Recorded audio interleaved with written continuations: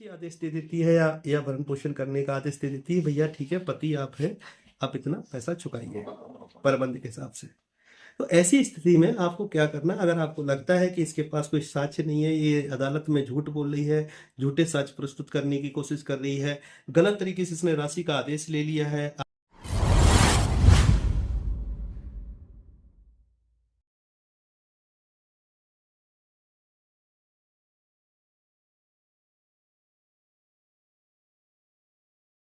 नमस्ते भाइयों, मैं हूं आपका दोस्त एडवोकेट ब्रदर। कैसे हैं आप लोग? आज हम बात करेंगे कि अगर आपकी पत्नी ने या किसी ने भी आपके खिलाफ में अगर झूठा मुकदमा अगर दायर कर दिया है और उसके पास कोई साक्ष्य नहीं है, तो आप कैसे कार्रवाई कर सकते हैं। आमतौर पर देखा गया है कि पत्नियों को ये लगता है कि कुछ भी बोल दो और सब चल जाएगा। इसी तरीके से अदालत में भी वो झूठ बोलती रहती है, उनके पास कोई साक्ष्य होता नहीं। जैसे कि आपके खिलाफ में अगर सीआरपीसी 125 का यानी जो BNSS 144 जो है, उसमें अगर आपकी सैलरी अगर गलत बता दी है, आपके कथन गलत बता दिए हैं, मारपीट के आरोप गलत लगा दिए हैं, ये सारी चीजें अगर हैं तो झूठा बोला गया है, डोमेस्टिक वायलेंस का केस झूठा लगाया गया है, या 498 का केस झूठा लगाया गया है, या फिर कोई XYZ कोई भी अगर केस झूठा लगाया गया है और उसके अगर पर्याप्त साक्ष्य अगर नहीं है उसके पास में, वो साबित करने में नाकाम हो रही है, तो आप कैसे कार्रवाई कर सकते हैं, किन किन सेक्शनों के तहत में कार्रवाई कर सकते हैं, इसके संबंध में आज हम बात करेंगे आपसे।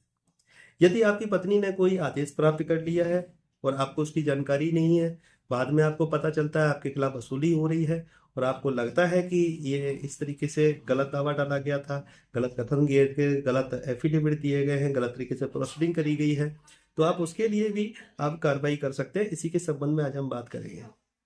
अगर आप लोग हमारे चैनल पर नए हैं तो चैनल को सब्सक्राइब कर लें, शेयर करें, क्योंकि इस तरीके की जो जानकारियां मैं आप लोगों तक जो पहुंचाने की कोशिश करता हूं, ऐसी जानकारियां आपको कहीं नहीं मिलेंगी।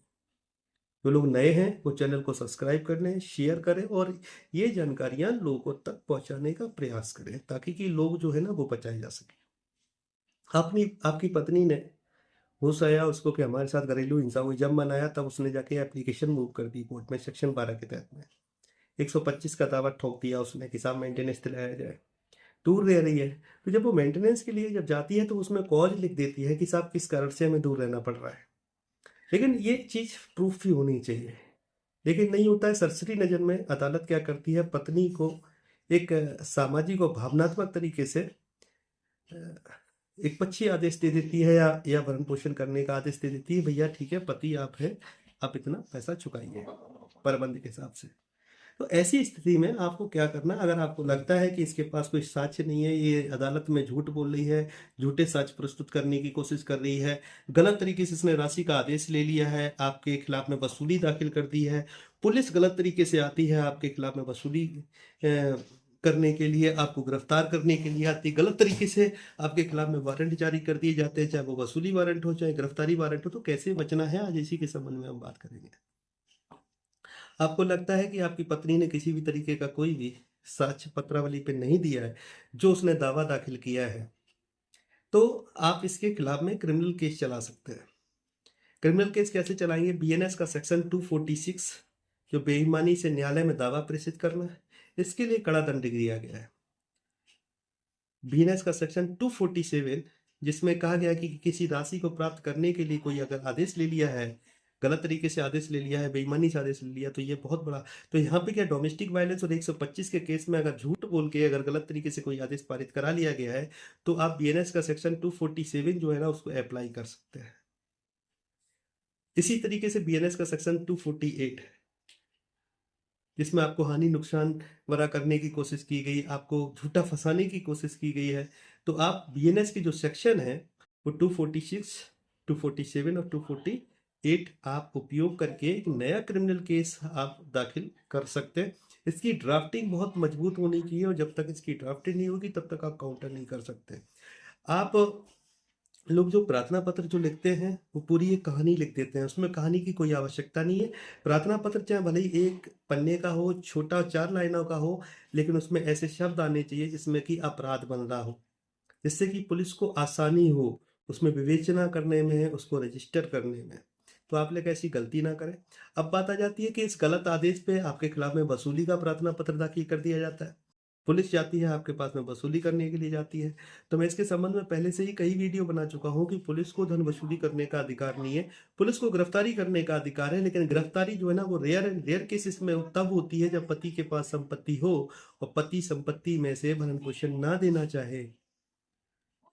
गिरफ्तारी तब हो सकती है जब पति अपनी पत्नी को साथ में रखने का ऑफर ना करता हो, तब गिरफ्तारी के चांसेस बनते हैं, वो भी बहुत रेयर एंड रेयर केसेस में। ऐसा नहीं है, क्योंकि सीआरपीसी 125(3) जो है उसमें स्पष्ट तरीके से सब कुछ मेंशन है। जैसे कि BNSS के सेक्शन 144 के सब सेक्शन 3 में स्पष्ट तरीके से दोनों सेम है, परिभाषित सेम किया गया है, कुछ बदला नहीं है, बस केवल सीरियल नंबर बदल गए, वही चीजें हैं।